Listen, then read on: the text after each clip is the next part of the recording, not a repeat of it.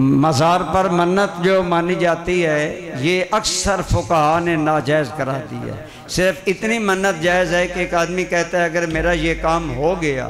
تو میں حضرت داتا صاحب کے مزار کے زائرین کو کھانا دوں گا، اور وہاں دیکھ بھیج دیتا ہے تو یہ جائز ہے، لیکن اس انداز میں وضاحت کرے۔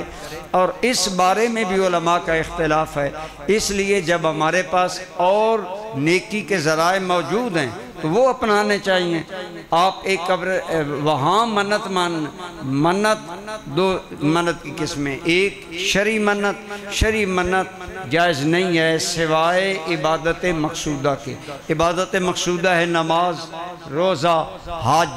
جن کا شریعت میں حکم دیا گیا اور وہ مقصود ہیں بالاصل، ان کے بغیر اور کوئی منت ماننا جائز نہیں۔ اس فقہا نے، حضور ضیاء الامت نے بھی، اور اس آپ سے پہلے علماء حضرت شاہ عبدالعزیز محدث دہلوی، شاہ ولی اللہ وغیرہ، انہوں نے اسے نظر عرفی قرار دیا ہے کہ اگر ایک آدمی یہ منت مانتا ہے کہ اگر میرا یہ کام ہو گیا تو میں فلاں مزار کے زائرین کو کھانا کھلاؤں گا یا کوئی سہولت دوں گا، یہ نظر عرفی ہے، لیکن یہ اس میں بھی علماء کا اختلاف ہے۔ لیکن ہمارے علماء کے نزدیک جب یہ وضاحت ہوتی یہ جائز ہے